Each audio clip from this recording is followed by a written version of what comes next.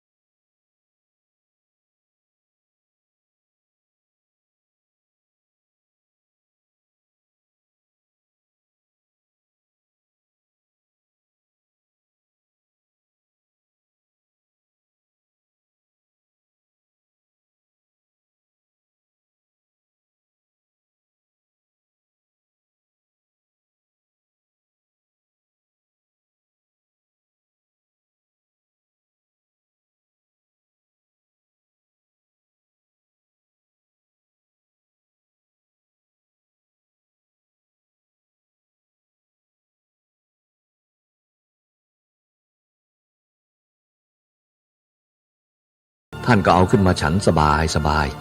ก็นึกว่าอาหารท่านเยอะแยะแล้วท่านอาจารย์ดีท่านฉันข้าวเปล่าๆอยู่7 วันท่านก็คิดว่าจะทำยังไงดีน้อพระกรรมฐานเนี่ยท่านก็มีปัญญาพอสมควรเหมือนกันนะวันหนึ่งท่านก็เอาฝาบาตรหงายขึ้นจับเอากาน้ำมารินใส่มีแต่น้ำเท่านั้นแหละโยมก็ตามมานั่งอยู่จะมาฟังธรรมท่านก็เอาข้าวเหนียวมาปั้นแล้วก็จิ้มกับน้ำในฝาบาตรที่รินมาจากกาน้ำนั่นแหละท่านก็ฉันข้าวไปโยมเขาก็มองท่านก็ฉันของท่านไปเรื่อยๆโยมสงสัยก็ถามอ้าวหลวงพ่อทำไมฉันอย่างนั้นเล่าทำไมฉันข้าวกับน้ำท่านก็บอกว่ามันมีอย่างนี้ก็ฉันอย่างนี้โยมก็ว่าฉันพริกกับปลาละร้าไม่ได้เหรอท่านอาจารย์ท่านก็ตอบไปว่าถ้ามันมีก็ได้โอ้โหมันช่างเพราะเสียเหลือเกินท่านเอาข้าวในบาตรนั้นมาจิ้มน้ำเปล่าอยู่นั่นแหละนี่คือจะสอนคนเอากันถึงขนาดนั้นทีนี้เขารู้แล้วก็ว่าโอ้เราบาปแล้วนะให้พระฉันข้าวกับน้ำเปล่าๆอยู่ถึง15 วันแล้วความไม่รู้เรื่องเป็นอย่างนี้คนที่ไม่รู้เรื่องมันสอนยากสอนลำบากครูบาอาจารย์ผู้สอนมันนั้นก็ลำบากอย่างเช่นอาตมาออกไปเมืองนอกซึ่งเขาไม่มีพระเหมือนบ้านเราก็เป็นเหตุให้มองเห็นพระพุทธเจ้าเสียแล้วพอเราออกไปบิณฑบาตเขามองไม่เป็นพระเลยเขามองเป็นตัวอะไรก็ไม่รู้คนที่จะคิดใส่บาตรสักคนหนึ่งก็ไม่มีแต่เขาพากันมองว่าตัวอะไรนะมาโน่นนะโอ้โหนึกถึงพระพุทธองค์อาตมากราบท่านเลยมันแสนยากแสนลำบากที่จะฝึกคนเพราะเขาไม่เคยทำผู้คนที่ไม่เคยทำไม่รู้จักเนี่ยมันลำบากมากพอมานี่นึกถึงเมืองไทยเรา ออกจากป่าไปบิณฑบาตเท่านั้นแหละไม่อดแล้วไปที่ไหนมันก็สบายมากแต่เมื่อเราไปอยู่เมืองนอกอย่างนั้นมองดูไม่มีใครตั้งใจมาตักบาตรพระบาตรเขายังไม่รู้จักเลยโยมเราสะพายบาตรไปเขานึกว่าเป็นเครื่องดนตรีซะอีกถึงอย่างนั้นอาตมาก็ยังดีใจในสิ่งที่ได้ทำมาแล้วโดยมากพระท่านไปเมืองนอกท่านไม่บิณฑบาตหรอกอาตมามองเห็นข้อนี้นึกถึงบ่มีความอาจหาญทำได้ก็บ่ร่าเริงทำด้วยความสลังสงสัยบ่มั่นใจเนี่ยคือถ้าเราบ่ได้ฝึกบ่ได้ทำบ่อยๆมันก็จะบ่มีความชำนาญแต่ถ้าหากว่าเราได้ทำบ่อยๆได้พูดบ่อยๆทำบ่อยๆตลอดจนถึงการคิดบ่อยๆมันก็จะเกิดความชำนาญขึ้นมาก็อย่างที่ว่าเมื่อเขาเป็นละอ่อนนี่เขาเคยขี่รถถีบเนี่ยเนาะ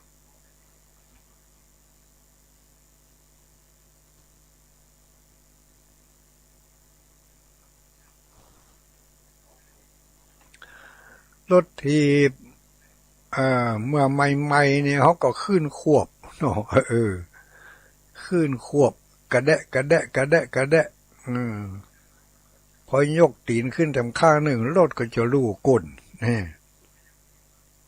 รถก็จะลู่ก้นจำเป็นต้องลงทำเอาตีนมานั่นลงทำขี่ไปกระแดะไปแถมก็เดี๋ยวพอยกเท้าเบื้องนั้นขึ้นมามันก็จะเนี่ยเฮ้ก้นทำเนี่ยคือความบ่ชำนาญมันบ่ชำนาญมันก็มีปัญหามีปัญหาแล้วก็บัดถึงจุดหมายปลายทางได้อย่างตั้งใจเอาไว้ด้วยง่ายบอกว่าอันอย่างทุกอย่างที่เขาได้ทำอยู่ถึงมื้อถึงวันนี้ถ้าเขาบ่ชำนาญบ่คล่องแคล่วแล้วมันก็เกิดปัญหาติดตามมาก็คือทำให้เกิดความล่าช้าทำให้เกิดความบ่มั่นใจแล้วผลลัพธ์ที่จะได้ก็มีน้อยหรือบางทีก็พลาดพลั้งไปให้เลยบ่ได้รับให้เลยอย่างเนี้ยผลจากการที่เขาได้ตั้งใจที่จะทำที่เอามาอย่างนี้ก็เพื่อว่าให้เกิดความมั่นใจว่าเขาจะได้เตรียมตัวเตรียมใจกันก่อนรับก่อนนอนไปในค่ำคืนนี้เขาก็จะได้รับดีแล้วก็ถ้าฝันก็ฝันดีฝันแล้วก็ม่วนจิตม่วนใจมาสะดุ้งตกอกตกใจนะก็เคยได้นำเอาหัวข้อเรื่องเหล่านี้มานำเสนอกันก็หลายหลายครั้งก็วันนี้ก็คืนนี้ก็จะเอามาเสนอกันแทนก็ยังว่านั่นแหละคือเขากำลังหัดขี่รถถีบอยู่กระแดะไปเมื่อมันถึงตีถึงตางมันยกเท้าขึ้นได้ถึง2 ข้างแล้วบอกกับนี่ก็เอาระวังทางหน้าทั้งหมดเนอะนี่มันนี้ก็จะไปจนหั่นจนนี่ทุกห้องทุกเมืองเขาลองรับตานึกพอเมื่อเขาหัดขับรถใหม่ๆมันอย่างใดก็อย่างอันจิตใจสำหรับผู้ที่เพิ่นได้ มีความชำนาญมีความคล่องมาแล้วก็บ่มีปัญหาอย่างการจะเข้ารับเข้านอนอย่างนี้บางคนก็ได้เกียมเนื้อเกียมตัวได้ฝึกฝนอบรมมาอย่างดีก่อนจะรับก่อนจะนอนก็มีการไหว้พระสวดมนต์หรือว่าเขาอยู่ในสภาพที่บ่พร้อมที่จะไหว้พระสวดมนต์แต่เขาก็ทำภารกิจเป็นส่วนตัวเขาเมื่อหัวลงถึงหมอนแล้วที่นี่ก็กำหนดความรู้สึกโดยฐานทั้งสี่กำหนดความรู้สึกโดยฐานทั้งสี่ก็คือฐานกายฐานเวทนาฐานจิตฐานทั้งสี่นี่ก็กับด้วยการกำหนดขั้นแรกนั่นก็กำหนดไปก่อน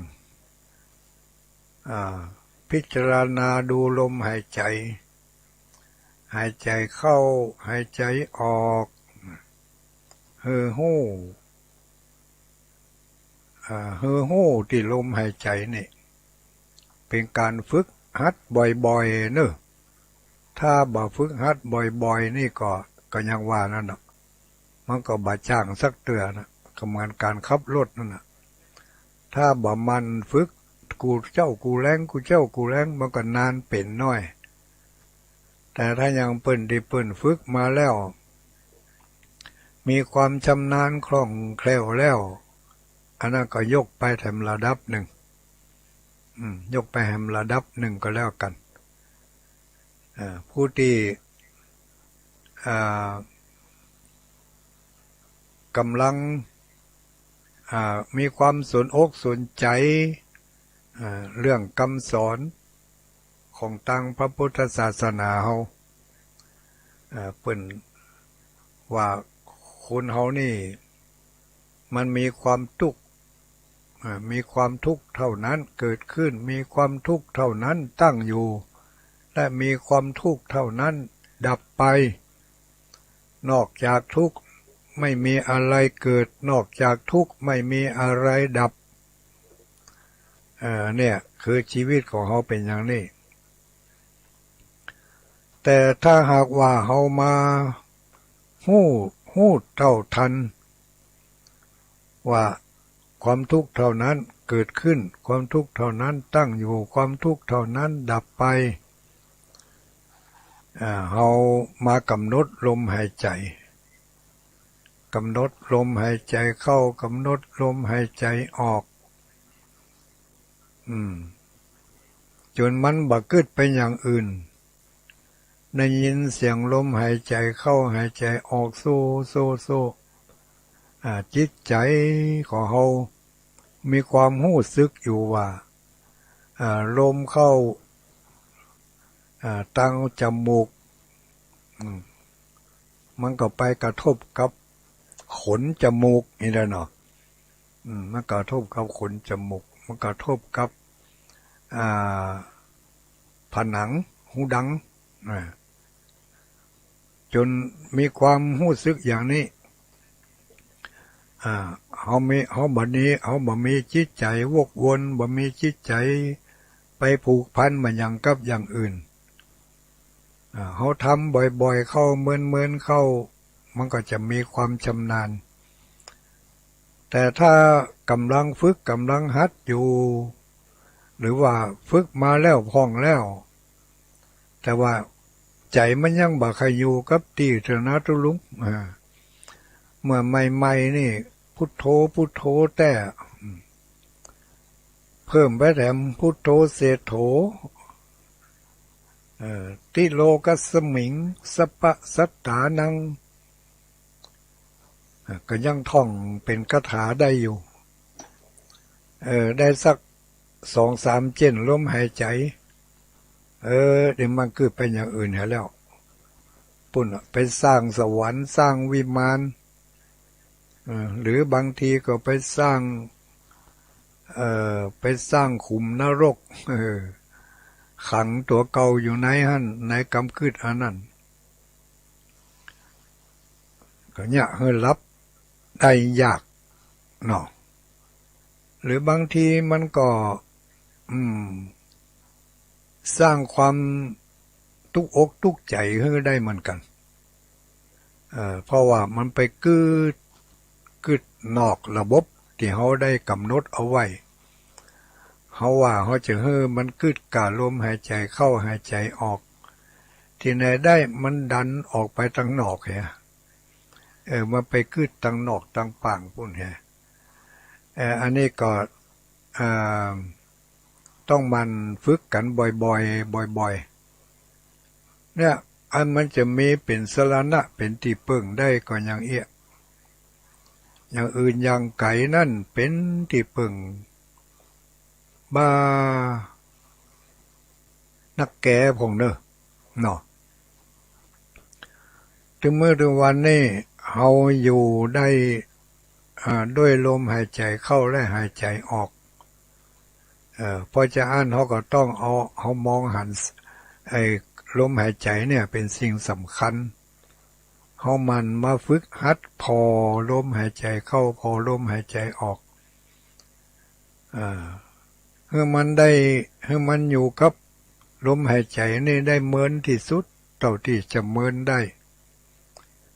มันก็จะทำให้เรามีความชำนาญเมื่อเรามีความชำนาญในการพอลมหายใจแล้วต่อไปเราจะแยกอย่างอื่นมันก็ง่ายขึ้นนะเพราะว่าการกำหนดลมหายใจนี่คือเป็นการพิจารณาพอเรื่องของร่างกายเรื่องของร่างกายของเขามีลมหายใจหล่อเลี้ยงอยู่มีลมหายใจหล่อเลี้ยงอยู่ถ้าเขาบ่พิจารณาถ้าเขาบ่มาพอมากอยมันก็บ่มีที่จังที่ปึ่งนะพอที่ปึ่งอื่นของเขานั่นมันบ่มีแล้วญาติโยมทั้งหลายเขาจะไปปึ่งอันยังปึ่งลูกปึ่งหลานเขาก็ปึ่งได้โดยทรัพย์สมบัติเข้าของเงินทองเครื่องอำนวยความสะดวกต่างๆมันก็เป็นภายนอกแต่ที่เปิ้งภายในนี่เปิ้งภายในก็คือเปิ้งตัวเองเนี่ยเป็นว่านัตถิอัตตะสมังเปมังเนาะนัตถิอัตตะสมังเปมังเขาไปเปิ้งที่อื่นนั้นเขาเปิ้งบ่ได้แหละอย่างบ่เดี๋ยวนี้ก็ไม่หรือว่าญาติโยมบางคนบางท่านที่กำลังนอนเขาว่านอนสบายดีกว่าเนาะนอนสบายอย่างบนเตียงบนที่นอนบนผ้าอันนุ่มนี่แต่บางคนก็สามารถที่จะดิ้นได้ขยับได้ด้วยตัวเองบางคนก็ต้องปึ่งลูกปึ่งหลานปึ่งคนรับใช้มาคอยยกคอยปีนคอยฟื้นอันนั้นส่วนของภายนอกเขาก็ยังจะต้องพึ่งพาอาศัยซึ่งกันและกันอยู่แต่ส่วนภายในนั่นไผจะเป็นที่พึ่งแก่เฮานั่นบ่ได้เขาต้องปึ่งตัวของเขาเองที่เพิ่นว่าอัตตาหิอัตตโนนาโถเนี่ยอัตตาหิอัตตโนนาโถเฮาต้องเป็นที่ปึ่งของเฮาเอง โกหินาโถปโลสิยาคนอื่นไผเล่าจะเป็นที่พึ่งของเฮาได้เนาะอันนี้ก็ต้องมันฝึกหัดไปฝึกหัดที่ไหนก็ฝึกหัดเวลาเฮานั่งเฮายืนเฮาเดินเฮานอนนี่แหละเวลาเฮาจะเนี่ยการทำงานอะไรยังก็แล้วแต่ฝึกหัดได้ทั้งนั้นโดยเฉพาะอย่างยิ่งเวลาจะเข้านอนนี่อย่างมาเดี๋ยวนี้บางคนก็นอนละนอนตัวก็พอลมหายใจไปตัวก็ลองพิจารณาไปตัวจะยังที่เพิ่นว่าแต่ก็คนเฮานี่บ่มีอันยังบ่มีไผจะมาเป็นที่พึ่งของเฮาได้ตัวของเฮาเองต้องพึ่งตัวของเฮาเองการสร้างที่พึ่งการสร้างที่พึ่งที่พึ่งที่อิงเนาะที่ยึดเหนี่ยวก็อย่างที่เฮาได้สร้างกันถึงมื้อถึงวันนี้มันทบทวนสิ่งที่เฮาได้สร้างได้ทำลงไปด้วยการให้ทานการให้ทานการแบ่งสิ่งของการแบ่งเวลาการแบ่งปันความรู้การยกโทษให้อภัยเหล่านี้เป็นการให้ทานเขาได้ทำมาวันหนึ่งเขาได้ทำกี่อย่างแล้วเขาก็มาที่เขากำหนดลมหายใจเข้าหายใจออกเขาก็มาพิจารณาถึงเรื่องเหล่านี้วันหนึ่งมันเพียงพอหรือยังที่เขาได้ทำบุญทำทานไปที่เขาได้รักษาศีลการรักษาศีลก็คือการรักษากายวาจาอย่างที่ได้ว่ากันมาบ่อยๆเนาะการรักษาศีลก็คือการรักษากายวาจาให้เรียบร้อยบ่เอากายบ่เอาวาจาของเราไปทำการเบียดเบียนคนอื่นสัตว์อื่นสิ่งของเขาที่อยากให้เพิ่นได้เดือดเนื้อห้อนใจได้อยากให้เพิ่นได้เกิดความบ่สบายใจเขาได้ทำอย่างนี้หรือไม่เมื่อเขาบ่ได้ทำอย่างนี้ก็ชื่อว่าเขานั้นวันนั้นหรือว่าข้างนั้นบ่มีเหตุการณ์ที่ให้เขาได้ผิดศีลผิดธรรมวันหนึ่งผ่านไปก็มีความม่วนอกม่วนใจภาคภูมิใจในสิ่งที่เขาได้ประคับประคองตัวของเขาคืออยู่ในกรอบของศีลของธรรมก็เป็นสรณะเป็นที่พึ่งอย่างหนึ่ง คือเขาพึ่งตัวของเขาเองนะเขาพึ่งตัวของเขาเองคนอื่นจะมาให้เขาพึ่งอย่างอี้เนี่ยมันพึ่งมาได้ละอันนี้เป็นว่าอัตตหิอัตโนนาโถเอามาใจกันก็ตอนนี้เวลาเจ็บไข้ได้ป่วยคนอื่นฮื้อที่พึ่งเขาได้ก็ช่วยประคับประคองประคบประหงมป้อนข้าวป้อนน้ำช่วยยุกช่วยยาอันนั้นก็เป็นส่วนของร่างกายแต่ส่วนจิตใจนั่นจะต้องฝึกฝนให้มีความอดให้มีความทนให้มีความเข้าใจถึงสภาพความเป็นอยู่แล้วก็ สมาธิ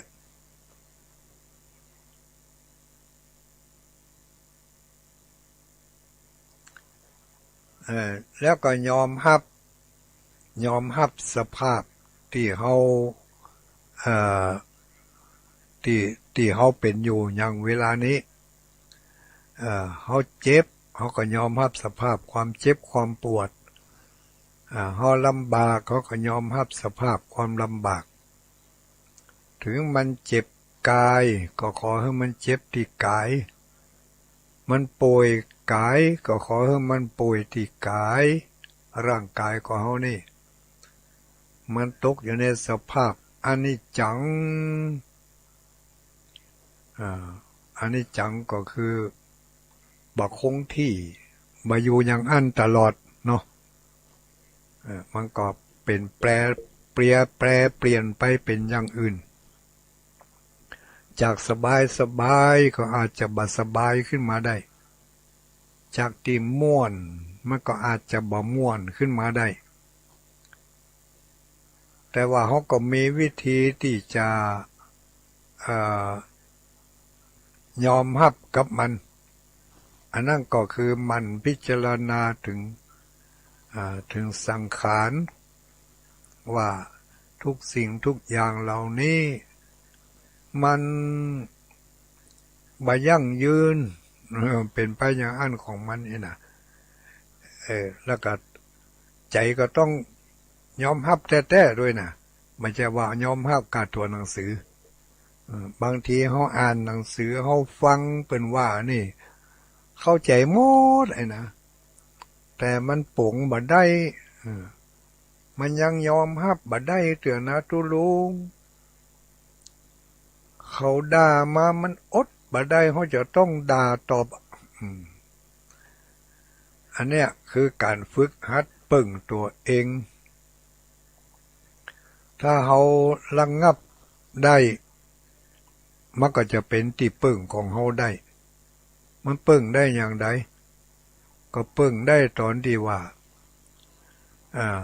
เขามีหลักธรรมมีขันติธรรมเขามีหลักธรรมมีขันติมีความอดทนอดกลั้นต่ออารมณ์ต่างๆอดทนตัวอดกลั้นตัว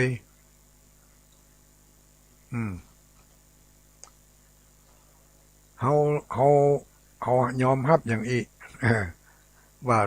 มันต้องเกิดขึ้นบ่วันใดก็วันหนึ่ง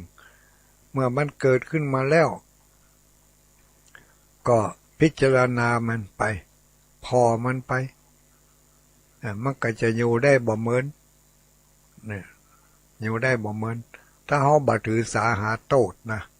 ถ้าเฮาบ่ถือสาเฮาบ่ถือกรรมเฮาบ่เก็บมากึดมันก็จะอยู่ได้บ่เหมือนกิริยาอาการที่เขาแสดงให้เฮาหันแบบบ่ถูกอกบ่ถูกใจแสดงความเป็นอันธพาลออกมาให้เฮาได้รับผลก็คือความบ่พอใจความบ่พอใจเมื่อเฮาฮู้ว่าจะมีไผคนใดคนหนึ่งก็ดีมาแสดงกิริยาอาการอย่างต่างๆให้เฮาได้รับความเจ็บช้ำน้ำใจนั่นน่ะเฮาเพิ่งฮู้ให้ว่านั่นลักษณะของคนพาลลักษณะของคนพาลคนพาลนี่เมื่อสังเกตได้ง่ายๆคนที่เป็นพาลนี่ไม่ใช่ว่าอันเป็นบัณฑิตเนาะคนเป็นพาล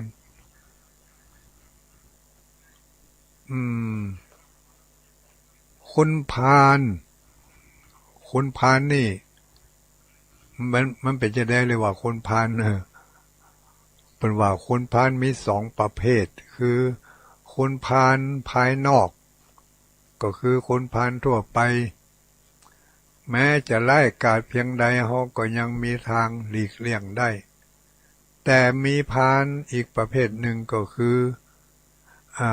ไล่ยิ่งกว่าพาลภายนอกอันนั้นก็คือพาลภายใน คือคนพาลภายในก็คือในใจในตัวของเขานี่แหละมันเป็นพาลมันเป็นพาลภายในพาลภายในนี่พาลภายนอกนะเขาพอจะหันอยู่แต่พาลภายในนี่มันจะตีสนิทเข้ามาบางทีก็ทำให้เราผิดพลาดไปได้เพราะว่ามันบังหูบังตาบังความคิดในทางที่ดีที่ถูกอยากให้เขาแสดงกิริยาอาการที่มันบ่ถูกต้องออกไปเรียกว่า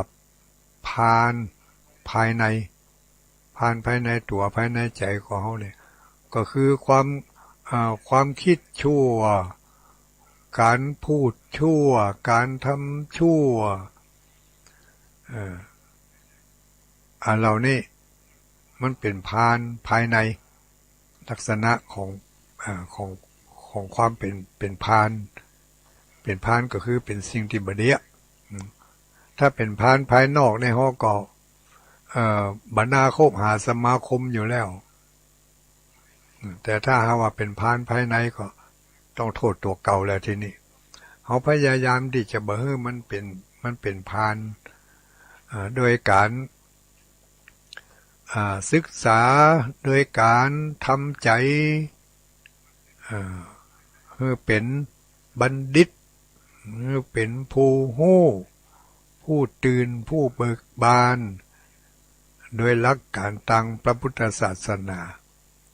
เขาก็เอามาใจเพราะว่าถ้าเขาหลีกเลี่ยงจากความเป็นพาลเห็นได้แล้วเนี่ยบอกว่าจะเป็นพาลภายนอกถ้าเขาหลีกเลี่ยงได้เขาก็หลอดพ้นจากความพินาศในตัวของเขาไปได้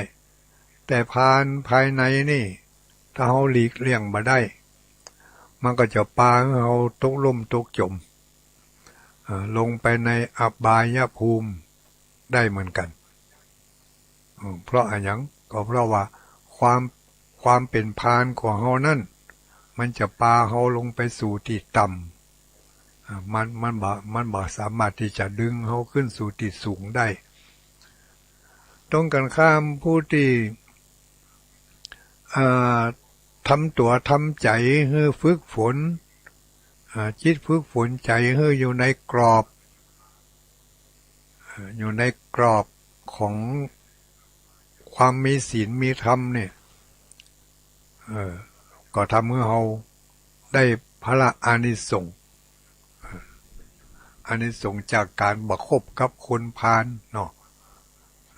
คนพาลที่เขาจะคบนี่ก็คือพาลภายนอกก็ได้แก่คนอื่นพาลภายในนี่ก็ได้แก่ในใจของเขาเนี่ยถ้าเขาหลีกเลี่ยงจากความเป็นคนพาลเห็นได้ก็จะทำให้จะบ่ทำให้ถูกจักจุงไปในทางที่ผิดก็คือบ่เป็นมิจฉาทิฏฐิเนี่ยบ่เป็นมิจฉาทิฏฐิคิดก็ถูกเพราะบ่มีสิ่งที่ล่อเขาเข้าหาในทางที่ผิดพร้อมกันนั้นข้อต่อไปถ้าเขาบ่คบกับคนพาลหรือว่าเขาบ่ทำใจของเขาให้เป็นพาลเนี่ยโดยเฉพาะอย่างยิ่งเขาเป็นคนเฒ่าคนแก่เนี่ยต้องฝึกบ่อยๆฝึกคิดดีฝึกทำดีฝึกบ่ให้มันแสดงความเป็นพาลอันธพาลออกมาได้เนี่ยทำให้สามารถรักษาความดีไว้ได้เต็มที่ความดีของเราที่เราได้เนี่ยเราได้ตั้งอกตั้งใจทำตั้งอกตั้งใจจะจะจ๋าสิ่งที่ดีที่งามมันก็จะสามารถที่จะรักษาความดีไว้ได้อย่างเดิมเนาะแต่ถ้าหากว่าเขาปล่อยปละละเลยบ่ได้ฝึกหัด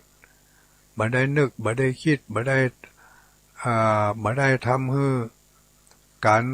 ทานการรักษาศีลการเจริญเมตตาภาวนาบ่ได้ทำบ่อยๆนี่ความดีความสามารถของเขาที่มีอยู่นั่นเขาก็บ่สามารถที่จะรักษาให้มันไว้อย่างเดิมได้มันจะปล่อยไปตามกระแสของใจประการที่สามถ้าบ่ทำใจของเขาให้เป็นคนพาลหรือว่าเขาบ่ไปคบกับคนพาลนี่ทำให้มีความสามารถสร้างความดีที่เป็นของใหม่ๆเป็นทางใหม่ขึ้นมาได้อย่างการทำคุณงามความดีเนี่ยวันนี้เขาได้ให้ทานวันพรุ่งนี้มันจะจูงให้เขาอยากจะรักษาศีลแถมเนี่ยเนาะเขาก็จะมีโอกาสที่จะสร้างความดีใหม่ๆขึ้นมาแถมเพราะว่ามันบ่มีพานบ่มีลักษณะของความเป็นพานนั่นอยู่ในจิตในใจข้อต่อไปทำให้บ่ถูกคนพาลทำร้ายคนพาลก็คือพาลภายนอกนะถ้าเรารักษาความดีของเราไว้ได้คนพาลภายนอกก็บ่อาจจะทำร้ายแก่เราได้ข้อต่อไปทำให้บ่เป็นคนที่ถูกตำหนิติเตียนได้ติฉินนินทาบ่ถูกใส่ร้ายใส่ความเพราะว่าเรารักษาความเป็นปกติของเราที่ว่าเราเป็นผู้มีศีลมีธรรมอย่างเนี้ยเราเป็นผู้มีศีลมีธรรมเราเว้นจากการกระทำเว้นจากกรรมที่มันจะทำให้แสดงความเป็นคนพาลออกมาเขาเว้นให้ได้พยายามฝึกฝนกำหนดลมหายใจเนี่ยหายใจเข้าหายใจออกมันก็สามารถที่จะพ้นจากการตำหนิติเตียนใส่ร้ายป้ายสีถึงจะมีได้แต่ก็อยู่ได้บ่เหมือนมันก็ต้องพ่ายแพ้ไป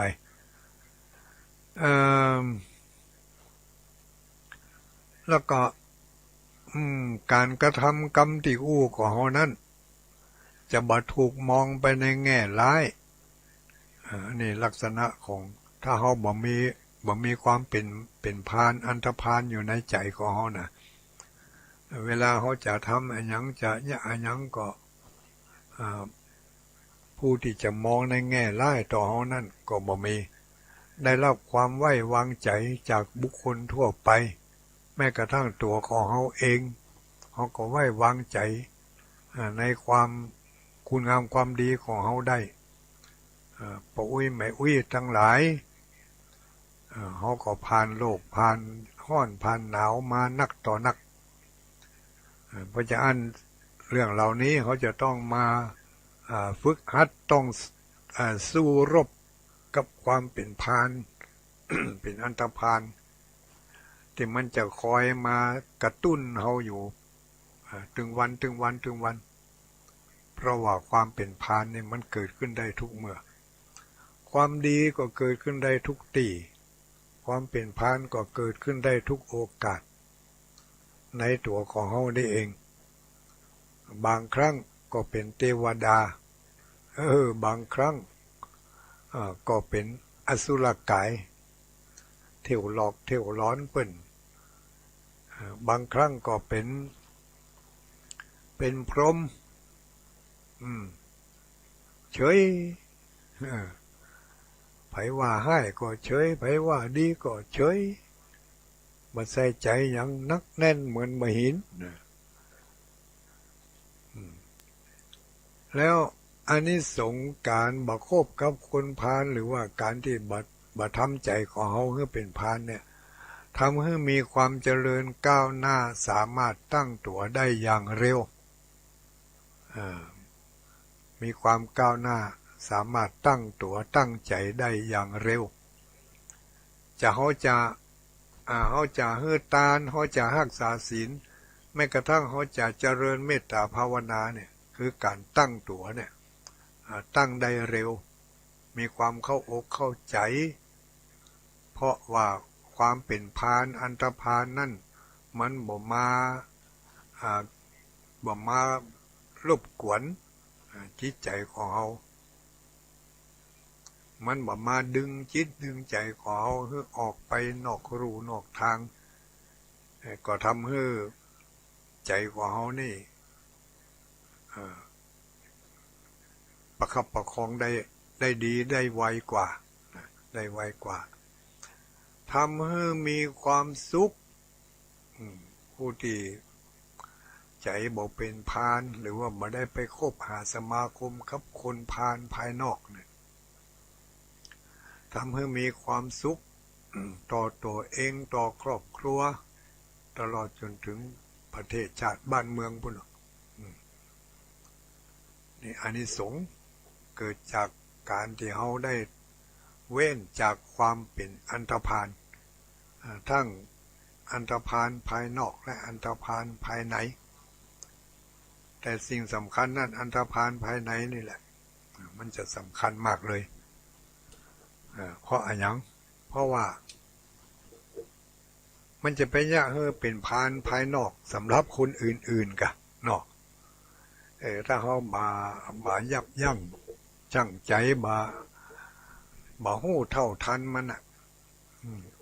ขาดสติขาดสัมปชัญญะก็เดี๋ยวมันก็จะแสดงความเป็นอันธพาลออกมาเพิ่นบอกว่าความเป็นอันธพาลหรือว่าความเป็นบาปทั้งหลายแลเราเนี่ยถ้าหากว่าเขามาสังเกตพอมันนี่นะเขามาปฏิเสธมันเนี่ยมาปฏิเสธความเป็นอันธพาลเนี่ยมันก็จะได้สร้างในทางที่เป็นบาปอยู่เลยสร้างในทางที่เป็นบาปอยู่เลยเมื่อทำบาปนักเข้าก็บ่มองหันความดีเพราะว่าควา